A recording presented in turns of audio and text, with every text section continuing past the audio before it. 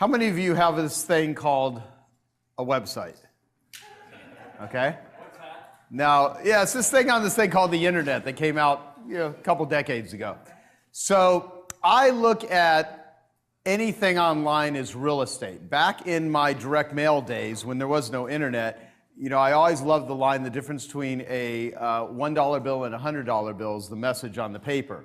Same paper, same ink, different message. And one changing of the message could make that same piece of paper worth 100 times more.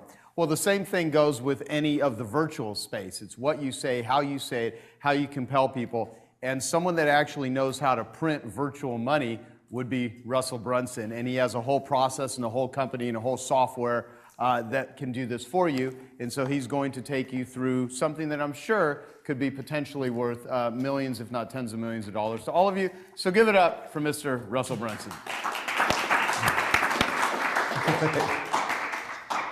Well, I'm excited to be here, excited to share some cool stuff. I didn't do my presentation until last night because I wanted to see what I think would be the most help for everyone. And so that's kind of what I came up with. So I made some handouts. You guys all have these? Okay, so what I want to do is, I'm not going to show you guys anything about ClickFunnels because that doesn't matter. I just want to help, I want to bridge some gaps, hopefully help you guys understand the psychology of funnels, because if you understand that, then everything else becomes easier. I think that's the most essential part for us as the entrepreneurs in the business to really understand. And hopefully this will kind of bridge some of the things from the copywriting and other things we've been talking about.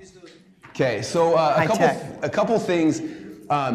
And Craig yesterday was talking about Maslow's hierarchy of needs, which was like, I was totally geeking out on loving it. I look at things very similar. I just flip it on the side, kind of.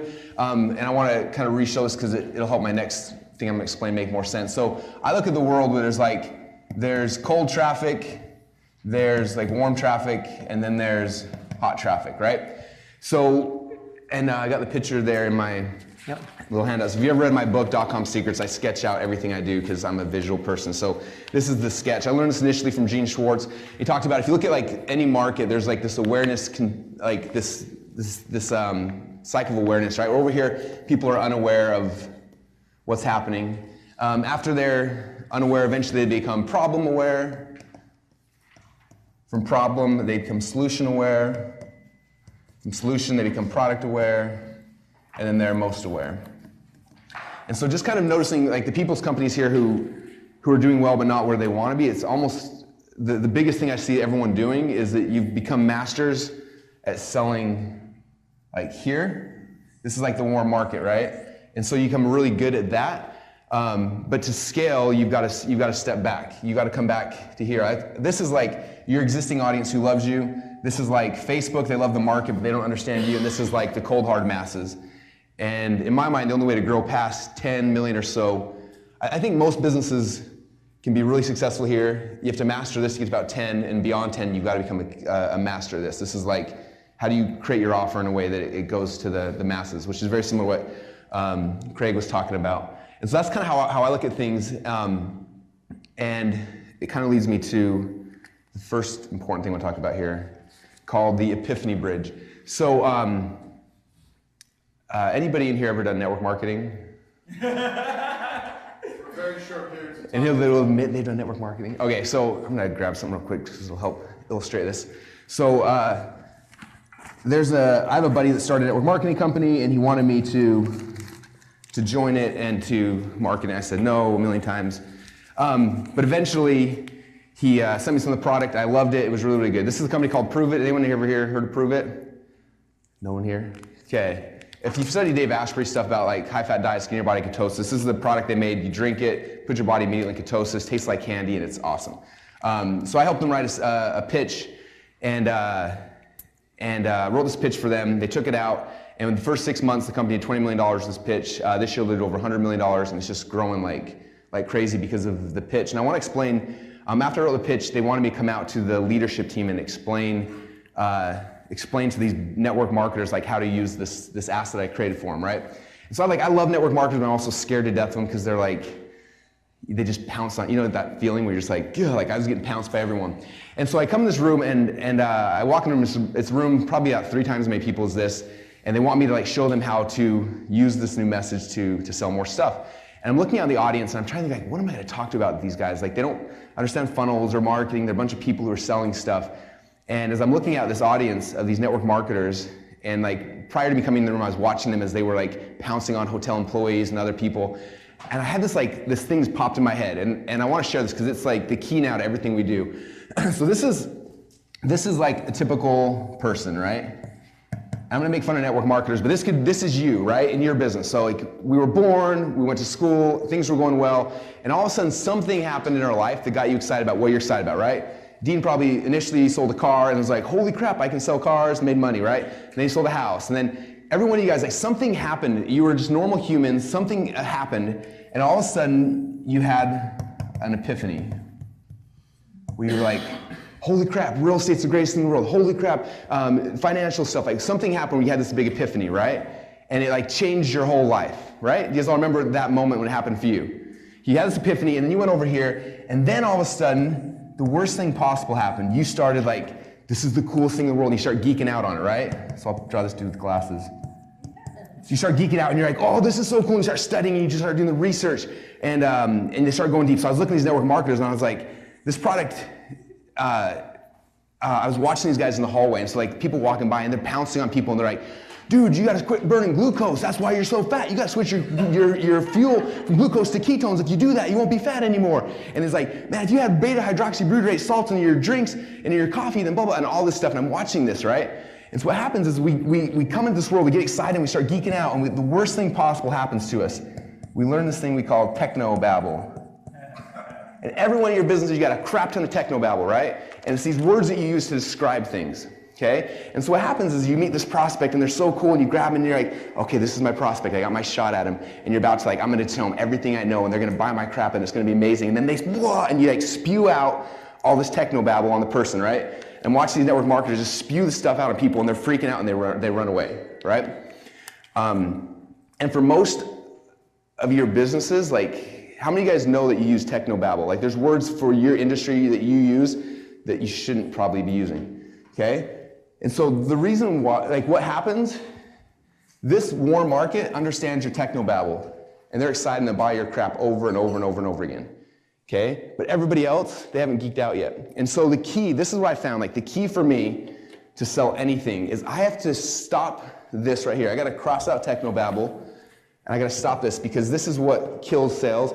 And I gotta figure out what was it that gave me the experience that caused me to go on this journey.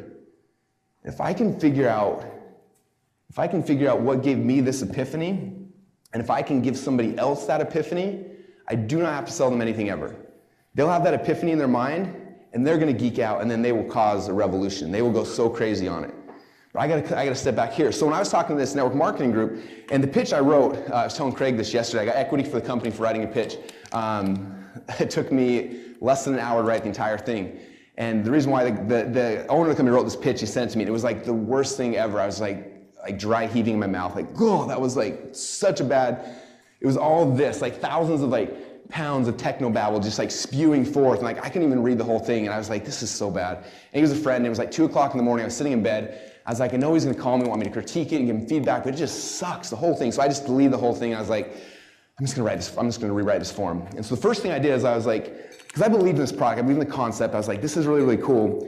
I was like, what was it that gave me the epiphany, that got me excited? Like, why do I drink this crap every day now? Like, what was it that gave me that epiphany? And I was thinking back, and it took me a while to realize, I was thinking like, when was it? Like, sometime in my life, something happened where I was like sold on that. And then I was going back here, and all of a sudden I remembered the moment that I had the epiphany. And I was at a seminar. I went out to eat with my buddy. His name's Aaron Lilly. Do you guys ever remember in Sky Mall magazine, the cream that they would sell that you put on your mole and your mole would fall off? You've never seen that? So he's the inventor of that. So I'm out to dinner with the guy, super cool, doing insane amounts of money with that business. And we sit down to eat, and he's super ripped and healthy and everything. And I order like this amazing dinner, and he's ordering chicken with a side of butter. I thought it was weird. And then he's eating it, and he's like dipping his chicken in butter and eating it. And I was like, dude, you are a freak. Like, what's wrong? And he's like, oh, it's this whole thing. And all of a sudden, he started giving me techno-babble. And so I started making fun of him more because it just like, gave me fuel for my teasing, right? So I'm making fun of him, and he's like, no. He's like, okay, let me explain it like this. He's like, your body, whoa. He's like, your body's kind of like a campfire, right? And he said, if you think about it, like you have a campfire, if you get kindling, right? And you throw a bunch of kindling on it, what happens? I was like, it burns really fast and it goes away. He's like, hey, cool, that's like carbs. He's like, that's why you wake up in the morning, you eat Cheerios, and you get like, and then like 10 minutes later, you're starving. Your kids have ADD and they're bouncing off the walls because it's carbs. So you keep putting more carbs in, and your body gets more hungry. He's like, that's how that world works. And I was like, okay, cool. He's like, proteins are kind of like getting a log, and you throw a log on the fire, and it'll burn a little bit longer, but the same thing, it burns up, and then it eventually goes away.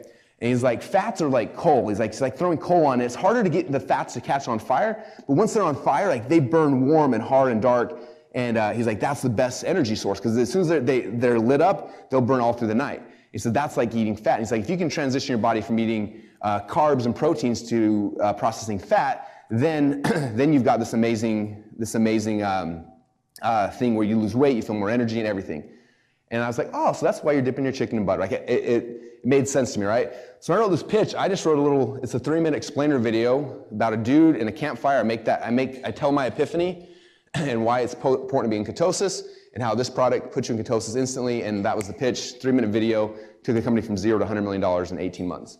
But it's because I figured that out, because that speaks to everyone. I'm not dropping technobabble and all this other stuff. Does that make sense?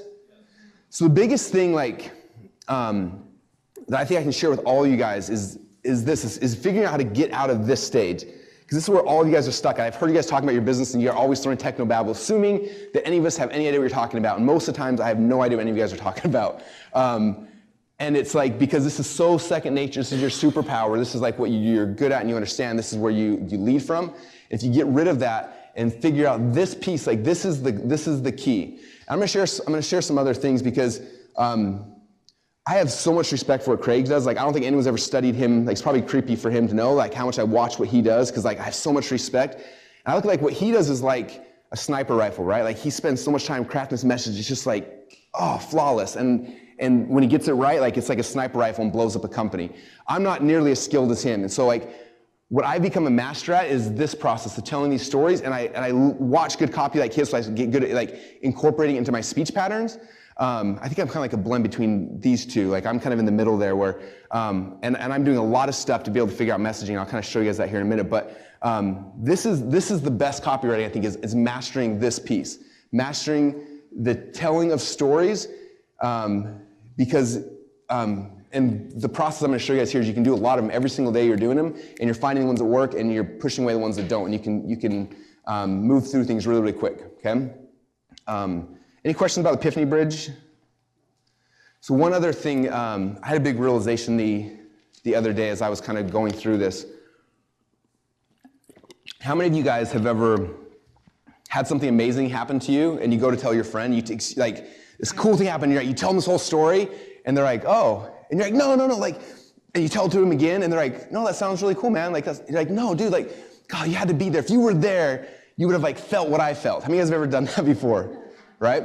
And so that's the biggest problem we have, is like a lot of times when we tell these stories, and this is why it's so important to become good at this, is we just, we suck at telling the story, and then they don't have the epiphany. My job is not to tell them what epiphany they're supposed to have. My job is to set up an environment and a story that causes them to have this epiphany.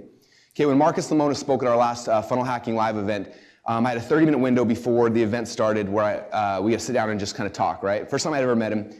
And he gets there, and he walks in, and he's got this really confused look on his face. He's like, I thought you guys were a website builder. I'm like, yeah, we are. He's like, why is everyone so crazy outside? Like, some of our events, it's more like a Tony Robbins event than anything. Like, people are going nuts and going crazy. And I was like, well, it's more than that. We're building a culture of people that love what we do, right? And so he's like, well, what's a funnel? And first thing I do, stupid me, I start like trying to explain from here. And he's like, all right, so why is everyone so excited? I don't get it, why everyone's excited. You build websites. And I was like, And all of a sudden I was like, okay, I got to tell my story. So I came back and I told him the story that got me excited about funnels. And I explained that story to him, and he was like, wait, so you're telling me that he's like, you're telling me that these can work for anyone, right? I'm like, yeah. He's like, well, how would it work for Camping World? And I was like, well, this is what I would do. He's like, okay, well, how would this work for Sweet Pete's? I'm like, I would do this. How would this work for? And he started going through his businesses. And after 3 or 4 of me telling these stories, he stops and he goes, man, every business needs a funnel, right? It's like, yeah. He goes, I got to get you on the show. Okay? Because I didn't tell him, like, hey, man, Marcus, every business needs a funnel. Like, you should have me on the show. Like, I took him on a journey, told him a story, and then I put it up in the air, and I let him have the epiphany, right? Like that's the key. Like I want them to have the epiphany. I don't want to tell it to them. But you get them to that state by telling them about the epiphany you had. And so a couple things about the storytelling process that I've learned that works so good. How many of you guys have ever seen the movie, the X-Men movie where they were like little kids before they became like the big X-Men? Do you guys remember that? I can't remember which one it was. But there's this scene when Magneto, before he was a little kid, and they're taking him to a Nazi concentration camp, and they start taking him in. He's like freaking out, and they see his defenses start kind of bending, and they're like, "There's something with this kid. Like he's got some magic powers." So they pull him in this room, and this little tiny room. It's got Magneto sitting here. It's got like the Nazi, the head of the Nazi party there, and it's got Magneto's mom, and she's sitting there crying, standing there. And the Nazi guy's like telling him like to move this coin. There's a coin on the desk, and little Magneto's trying to move it, and he can't get the power to do it. He's like he's trying, nothing's moving. And then the Nazi guy gets kind of frustrated and looks over, pulls out a gun, shoots his mom in the head, boom, and the mom falls dead on the ground. And then you see there's a scene that's like so powerful. You see this little kid's face, and you see like the pain and the agony. You see his whole body like convulse down of like, my mom just died. And then it transforms from like this pain this pain to this like anger. And then he comes back up with like this just pure anger in his eyes and everything. You see him, and he like shoves the coin across. He starts crushing all the metal, and like everything starts falling around him, and he just like destroys this whole room. And that's when he like found his power, right? Now, when watching film, you see that, right? No words were said, but you see all these things that are happening. You see the pain, you see the frustration, you see the anger, and us as an audience, like as we're watching that, like we feel it. How many of us, as I was just explaining it, you kind of felt some of that, like you felt that stuff, right?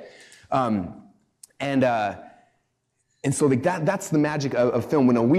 Most of us aren't producing films to sell our stuff. And so we have to do that differently through our words.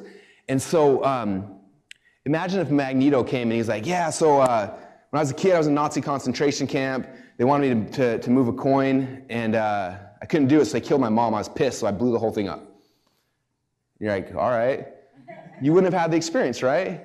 But if Magneto came and he started talking about how he felt, okay, like when I'm telling my stories, like I go into like how I feel. I talk about like, man, like I was sitting there, I was so freaked out because like bills were due, and I had this stuff, and I had this like pain in my stomach, and I was like, it almost felt like a heart attack, but it was lower, and I felt this like pressure coming down, and I literally felt like someone was sitting on my back, like everything was coming down, and I looked down at my hands, and they were sweating, yet I was like freezing cold. My whole body was shaking and shivering because I was like in so much pain and frustration, so much fear. Okay, and so you notice as I'm telling that story, I'm walking us through what I'm feeling, and you start feeling that. Your audience starts feeling those things as well, right? Because my goal for me telling the story is I have to get you in the exact same state that I was in when I had the epiphany, or else you will not have that epiphany. Okay, if you look at a good author, I mean, you'll read books where an author will come into a room and they'll spend 30 pages explaining the room and the lights and the look and the feel and everything to set up a scene where they deliver some line because they need you to fill that line, but you won't fill it if they haven't set it up correctly.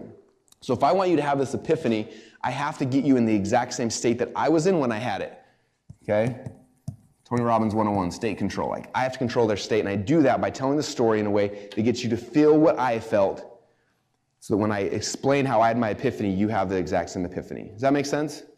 Is that like the coolest thing? When I realized that, I was just like, this is like a whole nother level, and it's so easy when you start understanding, like, this is how the pieces work and how they all kind of flow together. Any questions about that at all? All right. So if you flip over to the next page, in my inner circle group, people always ask, okay, I got that, and like, what's the process now? So what I do a lot of times, I go through and I look at patterns. So I'll go through and dissect like 100 sales videos and like, what's the pattern? And then I like sketching out patterns based on that so I can replicate it over and over again. So I started going through all the stories I tell, and I was looking at like commonalities. Also, we had an event where we hired, any of you guys know Michael Haig? Nobody. So Michael Haig, I write his name down, Michael Haig, H-A-U-G-E. There's an audio with him and I think Chris Vogler on iTunes. It's like a 6-hour storytelling workshop that they gave that's like the best thing in the world. But Michael Haig is like, he works in Hollywood, and he, again, we had him come to one of our events, and he was showing everybody, he's like, if you look at any movie that's ever been successful from the beginning of time, like Batman, Spider-Man, Titanic, anything, they all follow the exact same script. He's like, if you look at the screenplay that you get, he's like, on page number 3 is when the hero does this. On page 13, they always do this. On page 26, and like every movie across it's exactly the same. And so he came and talked. But if you listen to that class, it's a college class he's teaching on storytelling. It's insane. In fact, have you guys ever seen the movie Hitch? So when Will Smith wrote that movie, it was before him and Michael Hague were like best friends.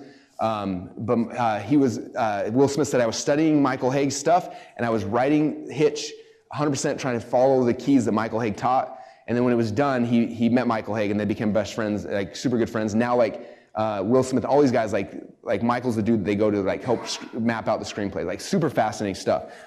And so this became like, as I started looking at like the outline for like most of my stories, but also it's like the outline's very similar to what they teach in Hollywood. It's kind of interesting if you go into it. So if you look at like how I typically teach things, or how I tell my stories, they all start with a backstory. Big reason why is because it's this, right?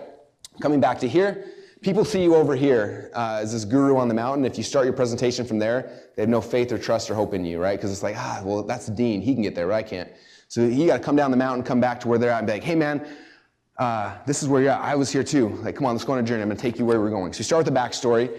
The backstory usually leads you to some kind of wall, which typically is the same wall that your audience is in right now that's listening to you.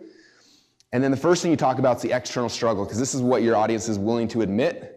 Like, yeah, like I needed more money, or yeah, I needed to get in shape.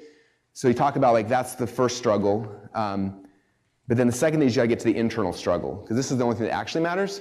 This is what Dean was talking about yesterday with 7 whys. This is how I get to my internal struggle. It's the external, I need more money, and I ask 5 or 6 or 7 whys. Why? And that's the real reason why they care. So in your story, you don't talk about, you mention the external because that's where they're at, then you go into the internal. You talk about the internal thing that you were struggling with, because that's where it gets to them. That's where your controlling state, right?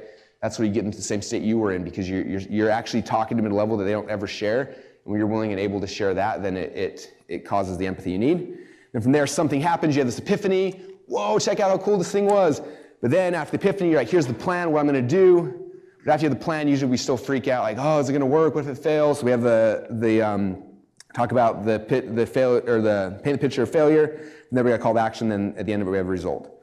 And so this is kind of like an example. I have this on my desk when I'm doing videos, doing stuff, I just look at this all the time, so I make sure I don't miss pieces of it. Because I probably tell, 40 or 50 stories a day. If you look at how much we're publishing stuff, I'm just telling stories all day long, and I want to make sure that I'm following a process. So this is there, and this little thing will help, these questions will help walk you through, like, what's your backstory and what did you want?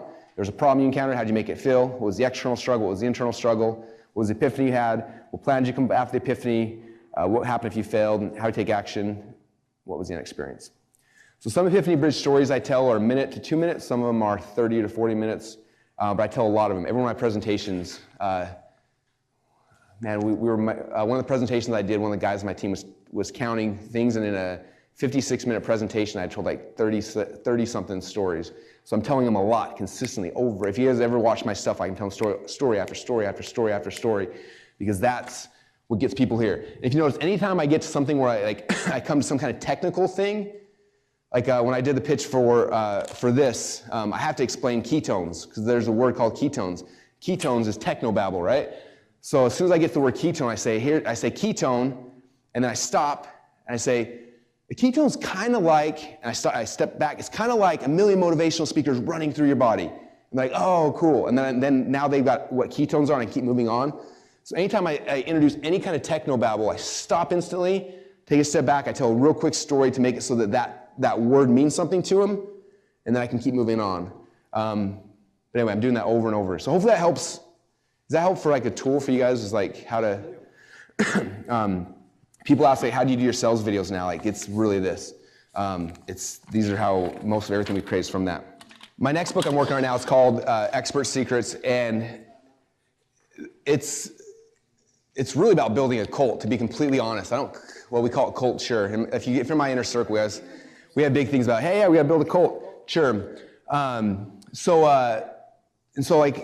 As I was preparing for this book, I started studying, I got super deep into cults. I want to understand how they work and why they work. And so I was reading all the amazing books on cult dynamics and how, just totally geeked out on. And after looking at a whole bunch of things, I'm like, what's the pattern? And so the pattern I found from every single cult is this. 3 things. Number 1, every single cult has an attractive character, a charismatic leader, whatever you want to call it, right? Typically for most of you guys, that's you in the business. There's somebody who's like the leading the march, right? And what's interesting is I'll go through these This is true for like negative cults and positive cults. It's the exact same for Hitler as it was for Christ. Like it's the exact same for Hillary. It's fascinating when you start looking at it. Every mass movement across time follows this exact same pattern. So number one is the attractive character. Number two is they're bringing their people into like a future cause mission. Like this is where we're going. This is the plan. This is what's happening. That's number two. But the thing I want to spend the most time on, because this is the key to everything, is they always offer people a new opportunity. Okay? When Christ came, what was the new opportunity he offered? He said, look, we've been doing the law of Moses, and all these kind of things. That's gone away. No longer do you have to do animal sacrifices. Now we're switching over to, you come to me with a broken heart and a contrite spirit. It's different. Okay? Hitler came.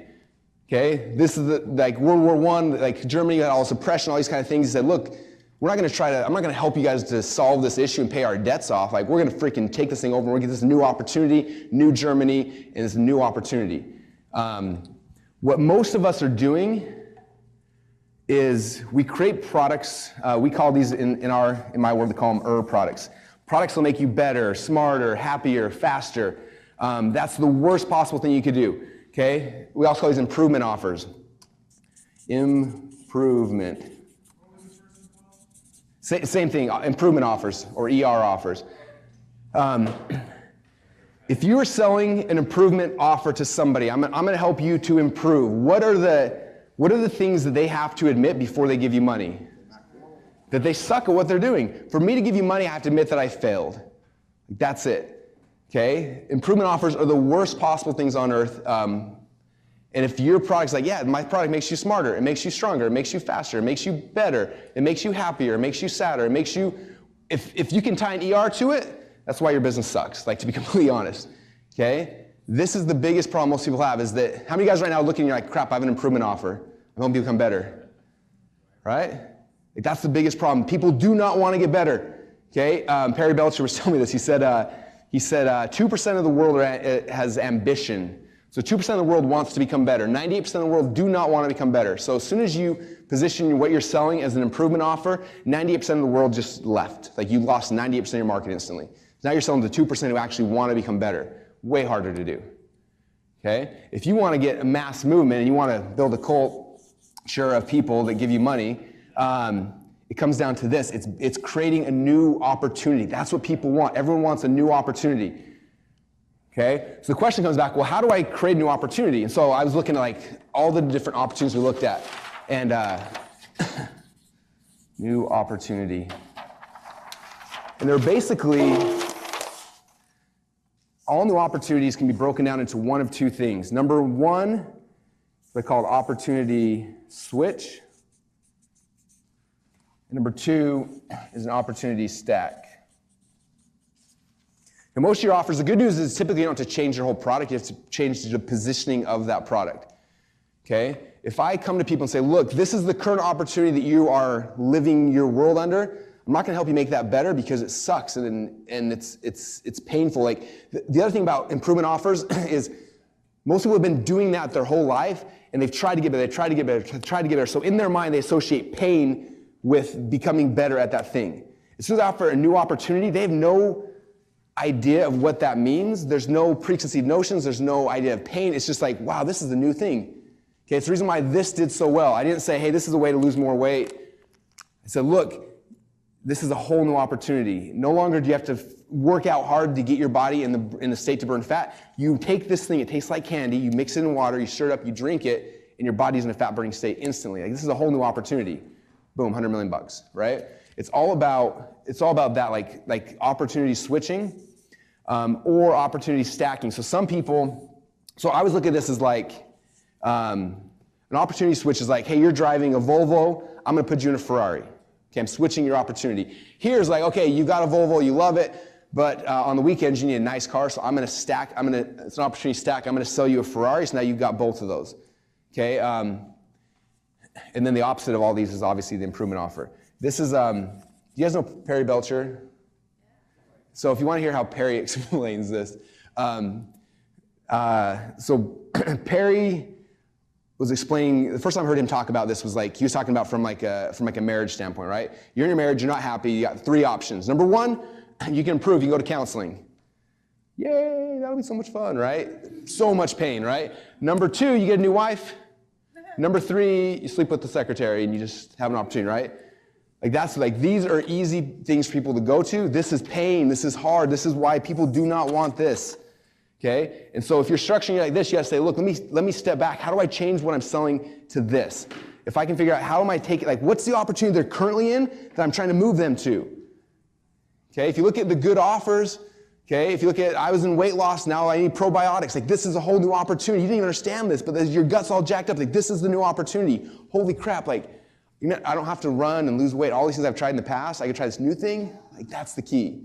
So how do you structure what you sell as a new opportunity? That's the key. And to really understand that is to really get clear, what are they currently doing? Because people have this desire. That's why they came to you, right? And they have something they're currently doing and to get that need met.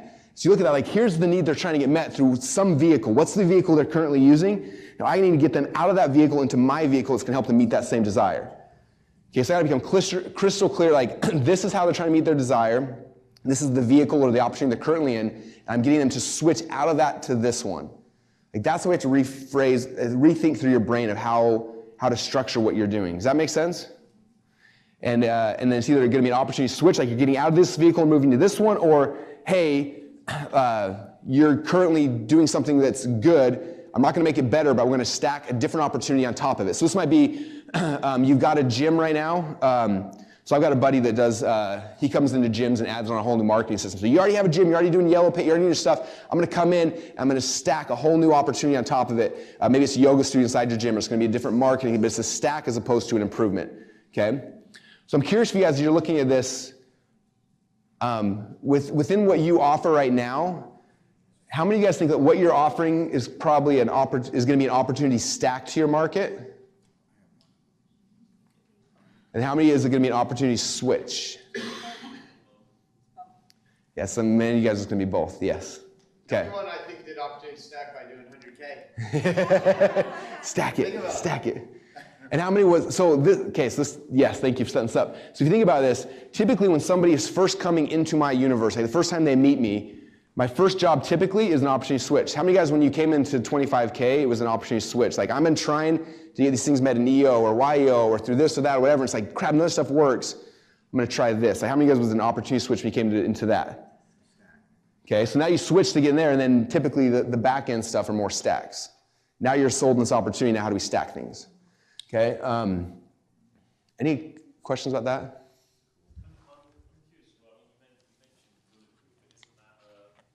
An improvement offer, because he's offering basically energy improvement, etc. It's how you sell it. So if you do it that way. So the way I got into Bulletproof, and I don't drink coffee, but he was like, hey man, I was hiking this Himalayan mountain and I met some dudes with yaks and they gave me some hot chocolate, some coffee with yak butter in it. I drank it and I felt amazing. And turns out I lost a whole bunch of weight and I had way more energy after drinking yak butter. You guys read that story? That's his initial opportunity switch. You're wait, so I'm gonna put butter in my coffee to lose weight? That's a switch, right? And then you're gonna feel better, healthy. You're gonna get those things they want, but cause it's even, I remember when Biggest Loser, the last Biggest Loser episode was on, I watched Dave post something that cracked me up. He was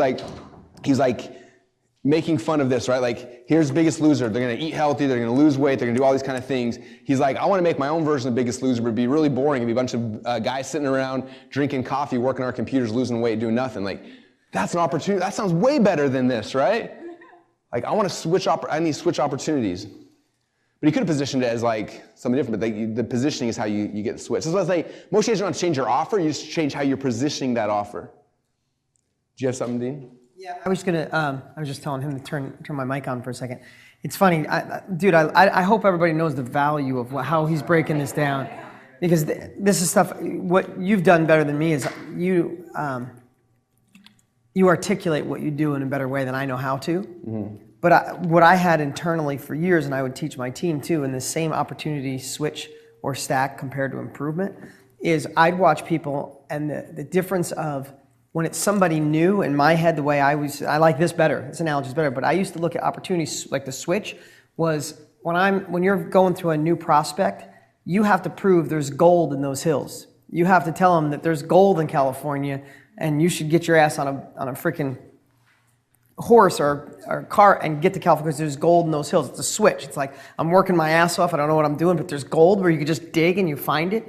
And then once they get there and you prove that there's gold in those hills, then you got to sell them sharper picks, shovels, and tools and better maps. That's the opportunity stack. And I see so many people flop it. Like they'll be on a front end offer offering, you know, improvements. Here's a better pick, here's a better shovel, and you didn't prove that there's gold in the hills yet. They're not digging yet. So when you think about, I first have to prove that probiotics are the fucking answer, not a better probiotic or an improved probiotic. Anyway, this is so brilliant the way you explain this, dude. I love it. I'm really impressed. I mean, I always love what you do, but I love the science behind your art. I like the science behind your art. I'm like totally geeking out on this right now because it's like my new book's all on this stuff. Like it's so fun.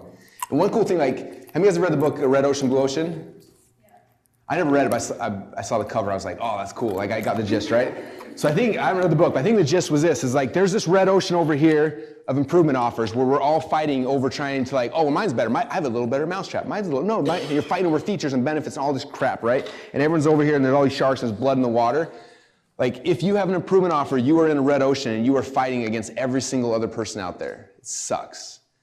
When you become a blue ocean, make an opportunity switch, now you're the only ones there. Price goes out the door, resistance goes out the door, like all those things magically disappear because you're a new opportunity. Like, what do you have to compare it to? Like, it's different. It's a whole different thing.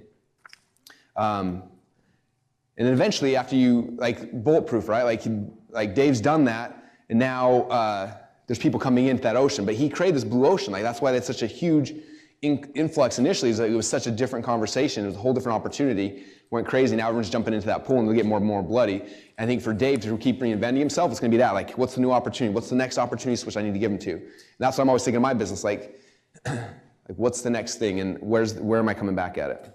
But if you look at, guys, any mass movements, like that's the key. And so for me, it's like, I'm not trying to sell products. Like selling products is like transactional, it's one-off, right? Like I'm trying to build a cult. Like if you come to my event, you will see like it's a cult. People are insane. We all wear like the same t-shirts. Like if you go to any marketing event in the country right now, half the audience is wearing my t-shirts. Like we are a tribe, we are a cult, we are people who like have a vision. Like my people know where we're going. We know what we're doing, and like people are bought into it. It's insane.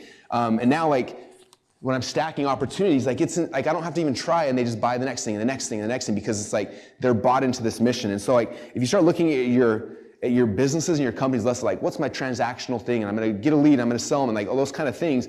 Like how do I build an experience where they come in and they get these things, like they're attached to a charismatic leader. Okay, we've got something bigger than that we're going towards to collectively as a whole, and we've offered a new opportunity to them that they can't get anywhere else. Like that's how you build this thing that's so much bigger than what you could do. I mean, right now it's crazy. We get between 500 and 600 people a day that sign up for ClickFunnels, and everyone's like, where do those people come from? Like, I have no idea. No idea. No idea. My cult's talking about it everywhere. Okay, where'd you go? He was telling me yesterday, he was in an airplane, some kid from South Africa sitting next to him, and was like, you got to read this book. It's the greatest thing in the world. Like, that's what we're doing. We're trying to get people who are like, you had your person at the thing, right? Like your hairdresser or florist. Yeah, like that's what we're trying to do. And I think that if we're looking at things more like that, like that's the key. So I want to get into that first before we get into kind of some funnel stuff, because that's the key to it, right? Understanding the strategy, understanding like, look, if you're selling from here, nobody's buying your stuff. Like your warm audience is buying it. They'll give you money, but you cannot grow beyond that because of your own language patterns. Like language is the key, right? So you got to step back here, and this is the key, is mastering this, like state control and epiphany bridges. Like what is the story that brings people in to the new opportunity? Because for me, like I'm thinking, like the whole thing I'm thinking about is like, what's the story that got me into this opportunity? Like if I was Dave Ashby, I'd be telling his yak butter story way more often than he does. Like I had to find it on his blog. I was like, holy crap, like if I was him, I'd be telling that story every single day, 3 or 4 times, over and over and over again, because that epiphany story is what got the people into the new opportunity. I've told have any of you ever heard my potato gun story? I am so sick of that story. I've probably told it 1,000 or more times, but it's my story about how I understood funnels. Like that was it. So I tell that story over and over and over and over again. And that's what gets people into the opportunity. So mastering the story, because I think for most businesses, most of us aren't going to have someone amazing like Craig who can write copy. It's going to be hard. It's expensive to outsource something. But you like you said earlier, like I can sell the crap out of my own stuff, right? Like, you don't need a good copywriter then. You need to get super good at telling your story from here. That's your VSL, that's your upsells. Like, everything is tied to that. Like, it's not gonna be as efficient, maybe, as like what Craig or a really good copywriter can do, but it's faster, it's better. Like, we put out so much stuff so quickly because I don't have to sit down and pad of paper every single time. I get myself in front of a video, I click record, and I'm doing this. What's the story that I gotta tell people to give them the epiphany so they understand that this is the new opportunity? Or what's the story I gotta tell people to give them an epiphany so they wanna stack on this opportunity to what they're currently doing? And if I just get good at storytelling, that process, it gives you the ability to do things very, very quickly without having to guess and tweak and test, all those kind of things. All right, so now we're gonna, because now like everyone, I'm the funnel guy, so let's talk about funnels, right? So now that we've got the foundation stuff out of the way, so then it comes to like, how do we build a funnel? I lost the lid, there's the lid.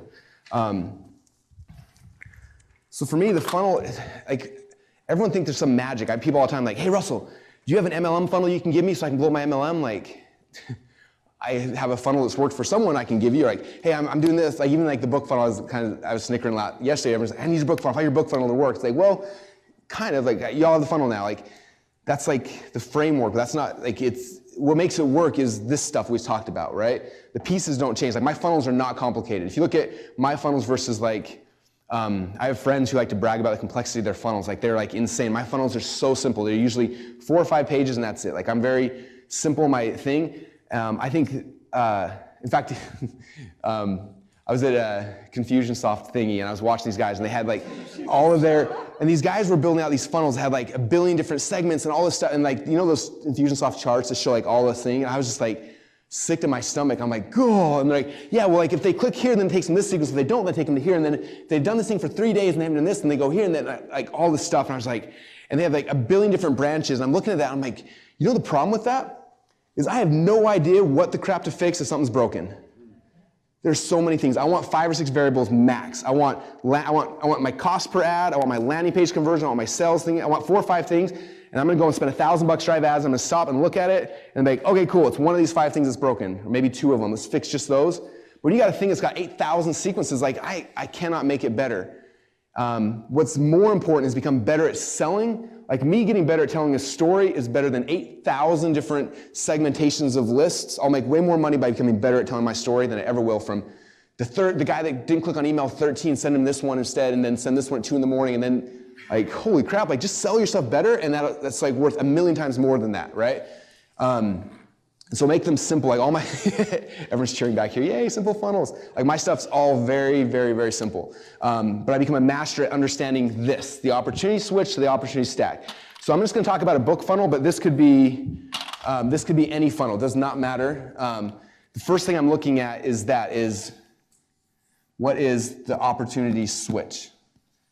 It's usually a video of me telling a story about the opportunity switch. So if my book funnel, I'm telling a story about my book, my epiphany story, about how I had my opportunity switch, and how this book is going to give you that same thing as well, right? Like, that's the key. That's the magic. If I'm doing a webinar, what am I doing? Telling a story about my opportunity switch, tell the epiphany story. They had the same epiphany, they're sold. I don't have to sell them anymore. If I'm selling supplements, same thing. Tell them the story, how did my epiphany pitch? Like, it doesn't matter what it is. Like, that's the key, is I'm telling a really good story about how I had my epiphany, and if I do the job right, they'll have the same epiphany, and then they'll buy the first product, okay? And from there, it's coming, and the biggest thing most marketers do when they start creating their upsell, downsell sequences is like, hey, what else do we have on the shelf we can sell them? Okay, they bought my book, let's sell them, I don't know, something like just some other random thing, right? Or they bought the book, let me sell more of that same kind of thing.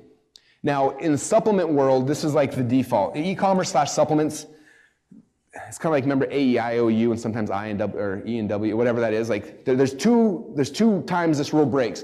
In supplements and e-commerce, whenever I sell on the first page, so if I sell supplements and I sell 3 bottles, my upsell is always 6 bottles of the exact same crap. If I sell e-commerce, we just did a campaign for Fiber Fix, like 3 Fiber Fix, I'm upselling a crap ton more Fiber Fix. Like, it's e-commerce and supplements, you sell more of the same thing on the next page. Only time you do that. In information products, that will kill you, okay? First time I really got this, it was when we launched our 108 split test book, which is kind of ironic because like the whole book's about split tests. And we launched this book and like the landing page converted and none of the upsells did. And I was so pissed. I'm like, why is this not working? and I retweaked this offer probably 12 times. I changed the video, changed the pitch, changed the offer, changed the thing. I was like, why is nobody buying this crap? Like the main thing I was selling is like they bought a book on split test, and my upsell was like this whole course on split testing. I'm like this is all the cool stuff you need. Like, why? Like you told me you wanted split testing. I'm selling you more split testing. Like, why are you not buying that? And I had one of my friends, he went through my funnel, he bought it, and he texted me. He's like, hey man, cool book. Thanks for selling, or whatever. Thanks for the book. And then he's like, I bet your upsell is not converting. And I was like, I didn't tell anyone because like the conversion, like that's my thing. Like why would you say that? He's like, I can just tell. I'm like, well, like I'm just curious. Like why would you assume that? And so he shot. Anyway, it's Tim Irway, for any of you guys who know him. He shot me this message. He's like, dude, because you did the cardinal fail of upsells. I was like, all right, like, yeah. So what was the cardinal rule again? And he told me, he said, when somebody buys your first product, like think about this. Let's say it's Mike Gear, the Truth About Abs, right? I want abs so bad, right? So I buy Truth About Abs. Now, in my mind as a consumer, I'm like, I've got abs. That itch has been scratched. And I'm like, oh, sweet, I got abs. Whew. And then here it's like, hey, I'm gonna give you workout videos so you can get abs. Like, dude, like I already got abs. I just bought them. Like it's done. My itch has been scratched. And he's like, when people bought your split test book, in their mind, like that itch has been scratched. It's done. Like nothing you do will get people to buy more of that. I was like, but like they raised their hand as people interested in split tests. Like, nope, that itch has been scratched. He's like, you gotta look at like, you just did an opportunity to switch. What is the next thing they need to be more successful with that? What's the stack? Like, what's the next logical thing? I was like, for me, I was like, well, if they scratch search on conversion's awesome, but they're only coming to the website, then they're kind of screwed, right? So for me, traffic was the next thing. So we shifted that to like, what's the opportunity stack? Now you know how to make your pages convert. Now let's get people to actually show up. Switched it and stacked the next opportunity. Boom. I was like, crap, that was so easy. Now everyone in my funnels look at that, like it's like the psychology of, okay, first lead is the switch. Now we've got them believing. And the cool, like, this is why I love free book offers, why I like low-end things, because the lower the barriers initially, like, all I have to get them to do is to raise their hand and say, yes, I'm gonna buy your book. And by saying that, they've subconsciously sold themselves on like, I have now switched off at the opportunity. Like, this is now my future. I'm a guy who has six-pack abs. Like they've made that switch. Even though as soon as you pull a credit card out of your wallet, you are voting. Like, that's why like we don't do customer surveys and crap because I don't care. We get people to vote with their credit card because that's the only thing I actually believe. Every time we do like focus groups and all that kind of crap, people give you whatever. I only care about people voting with their credit card. So as soon as they pull a credit card out of their wallet, they have voted that this is the opportunity that they are buying into. They're done. And so the next thing is just like, okay, you've already bought into this now. So that's why I like making this first opportunity switch as low barriers is easy because as soon as I get them to sell, like subconsciously, like they're 100% in. Now the stacks become easy. Like, hey, well, you got this, now you need this. And then people always ask me like, well, how many upsells should I have? What should be the price points on it? Like, it has nothing to do with price points, has nothing to do, like none of that crap matters. People are like, well, should I go from free to 97 to 290? Like, what's the, like, and everyone worries about that. It has nothing to do with that. It has 100% to do with what's the next logical thing this customer needs to have success in the new opportunity I just gave them. So this might be a $25,000 offer, if it makes sense, if that's the next logical thing that they need, or it might be $37. Price point does not matter. It's the logical sequencing of the offers that is the key. That's what makes any funnel work, is the logical sequencing of offers. Can I ask a question? Yes. Opportunity switch, is that more emotional and then the opportunity stack is more logical? I don't think anything logical sells. I always justify things logically, but it's still emotionally. Well, you've got you've got an emotion and logic here. Is that, am I getting that wrong? That's the epiphany bridge. Yes, sorry. So, so the emotional part's the selling. So the logical part, logical is like that, how they explain to their wife, like why they spent $25,000 or $100,000. Like how do I explain to my wife, like, yeah, I spent $100,000 to go on this thing because like it's gonna be really good for my business. Like, no, I just want to hang out with like Ian and Joe and everyone, like, right? Like we emotionally get bought in, but I'm still always selling from emotion. I'll talk about the logical justifications in the videos and stuff like that, but it's still emotional. The opportunity stack. Yeah, 100%. And how do you extend that story, that epiphany story? It's a new story. It's a new story. Yeah, so it's like, here's split testing. It's like, cool. So I'm gonna tell you a story. After I got, like, I'm sending this book out to you in the mail. You guys are gonna go crazy for it because it's gonna show you split testing. And for me, when I started getting into split testing, I was really excited. But the problem was, I didn't really have traffic coming to my website. So I was doing split tests, like 3 people, like you can't actually, like, it doesn't help, you know, and I started going into the whole story. Yes. Yeah. Okay, gotcha. And sometimes multiple epiphanies. Like, I'm telling as many stories as I need to get that idea across. How many stories do you think I've told in the last hour so far? Anyway, the more the merrier. It's not like, what's my one epiphany bridge story? Like, usually it can be multiple. And anytime I explain something that's confusing, I gotta step back. Again, like, well, it's kind of like millions of motivational speakers running through your blood. That's what ketones are. Okay, and I keep moving forward. Okay, and so, yeah, like I said, like, some upsells, there's one thing, because that's the only logic thing I have. Some upsells, there's 2. Some upsells, I have one thing and I have a downsell. Like, it matters less to me what it is and more to me just like what makes sense for this customer that's on this path. I remember reading the E-Myth like 12 years ago, and one of the initial things he talked about is like the process of like somebody walks into a store. So like last week, my wife wanted to go to the mall because we're going on a cruise in 2 days, and she wanted to get some new clothes, and I hate going to the mall, but I love GNC. Like that's like I love supplements. I take more supplements than I should every day. But I love it, right? So I go to GNC, and I think I hate about GNC though. How many of you guys been into GNC? What happens as soon as you walk in? They just like pounce, like it's like, they're outside, and I hate it. So I like take a breath, I'm like, okay. And I walk through the door, and within like one step, the girl comes out, blah, blah, blah. I'm just like going through this pain, like, what are you looking for? What do you want? What do you need? I'm like, I just want to look at supplements, like leave me alone, right? And then it's like finally that horrible pain's gone, and she like leaves me. I'm like, okay, I can start looking, right? I remember reading the E-Myth and thinking about like, I love GNC, but I always have this like pain going in because like the process is so weird. I became obsessed with this. Like everywhere I go, it drives my wife nuts. Like we're going through anything, and like the way waiter pitches me, like depends on what I'll buy and how much I'll tip them, and like because I want to get sold. And I'm obsessed with the process of everything from offline funnels to online funnels to everything that's happening. And so for me, I'm just looking at that. Like imagine you're your customer, okay, and they come here. Like what's going to capture them? Like a really good video. You're going to cut out all the technobabble. You're going to tell a really good story. It's going to be exciting. It's going to be visually good. It's not going to be me against a white wall trying to be boring. I'm going to find a good background. I'm going to make it look visually stimulating so it's cool. I'm going to tell a story that captivates them and make them an offer that's like so irresistible. It's a new opportunity that's going to change their life, and that's what we do here. Then I'm like, okay, they bought the book. Like how can I serve them the best? Like what's the next thing I can do to serve this person the most? Okay, it should be this. Like, do I have a product that does that? No. And that's what I need to make then. I need to make a product that does that because it's all about how do we serve our people at the highest level. That's more important than I got a whole bunch of products. What do I plug in and where do they go? And like, should this be the upsell? Like, no, think about the process. Like if you're walking in GNC, like if I was walking in GNC, I would change the whole process to like, hey, welcome to GNC. Here's a free power bar. Let me know if you need anything. And I'd be like, eating a power bar. I'd buy 4 times as much stuff. I'd be going through things. I'd be focusing on that customer journey, like what's happening through the process. And so for you guys, that's the way to think through this. And think like someone buy this like, oh man, like it's kind of expensive and we ship them out DVDs and all this stuff. You know, maybe some people don't want DVDs. Maybe they don't have a DVD player. Like maybe I'll downsell them like maybe they just want a digital version. So maybe that would be my downsell is a digital version. That's probably what they would want, right? But I'm looking logically like what makes the most sense to them.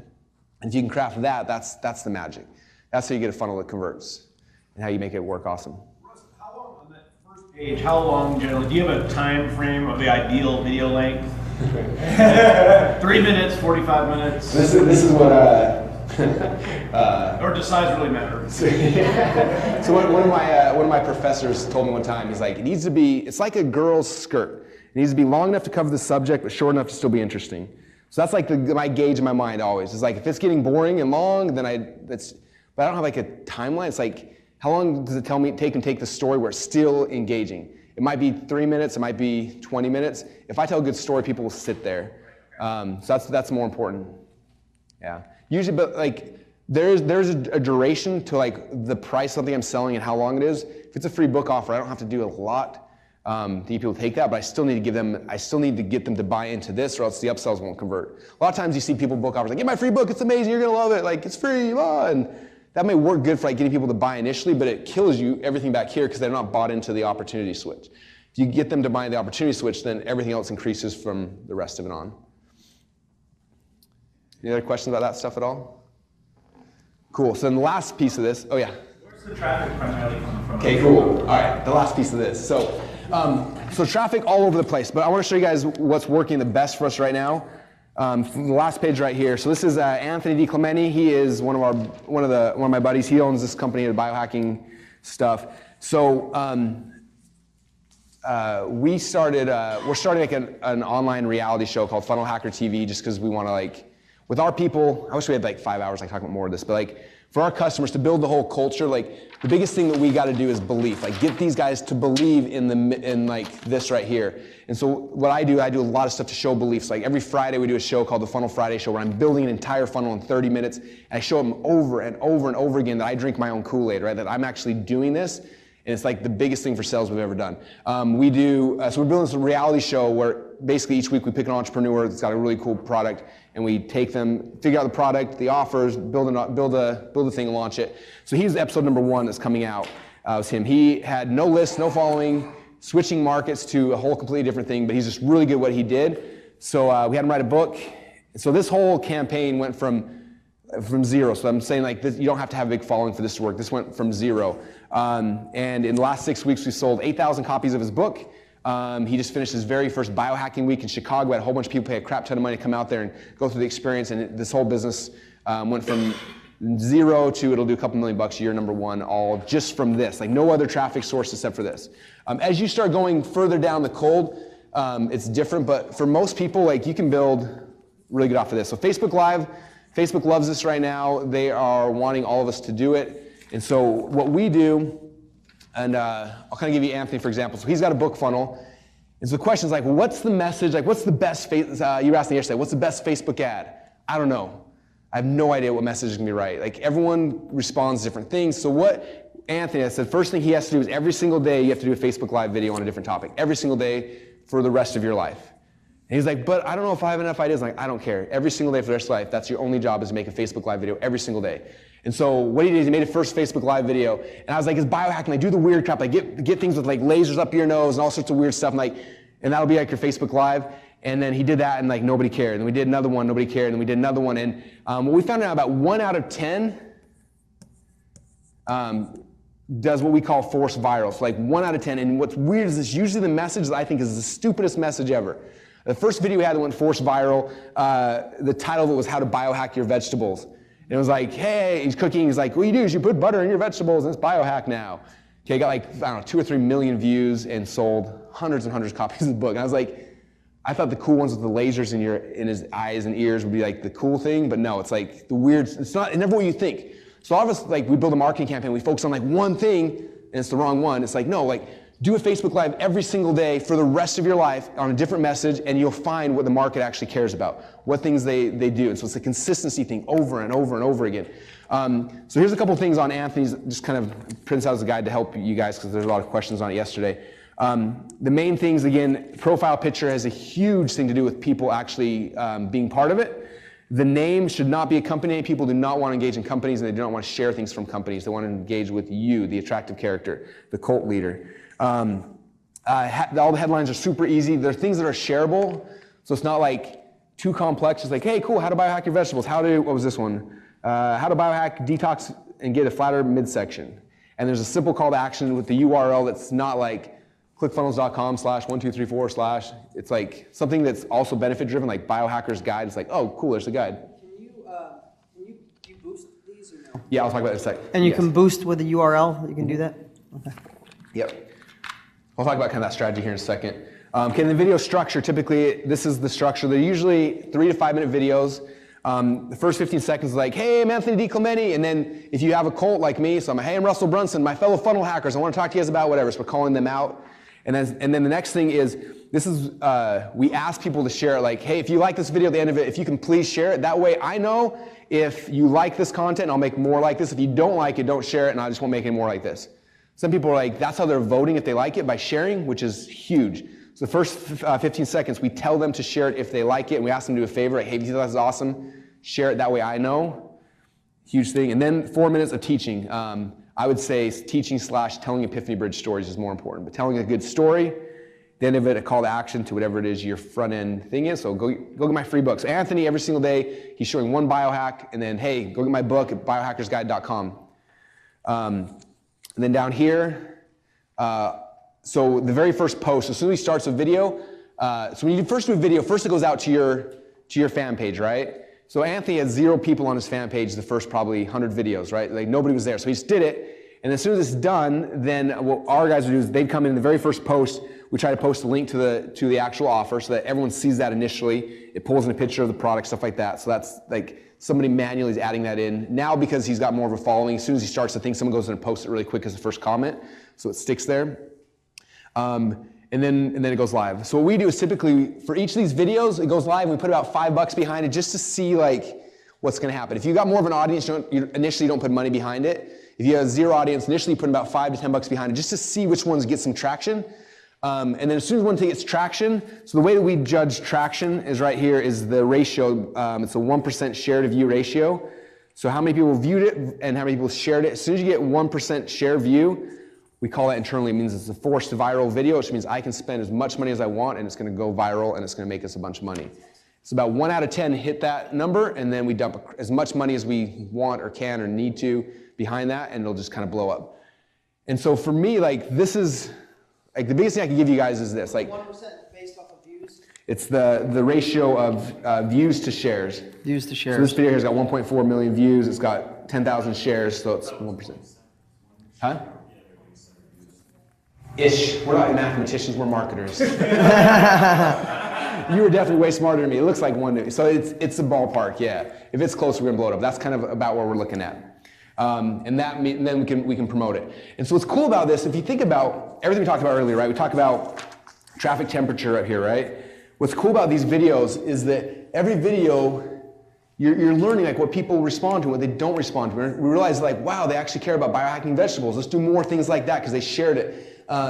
You're able to speak to different times. You can speak sometimes in technobabble and you're gonna and it may not do as good, but you're gonna boost it to a different audience. Like for me, I might do a Facebook Live talking about funnels for network marketers, and I do it, and nobody in my page cares. But now that video, the ad's done, and my guy will blow it up to all the network marketing companies, and then boom, we get all the network marketers to come underneath this. I might do one funnels for real estate agents, funnels for some it's like carving out little pieces of the market that you can then target differently. It also helps you figure out like what people actually care about, what they're listening to, what they click on, what they share.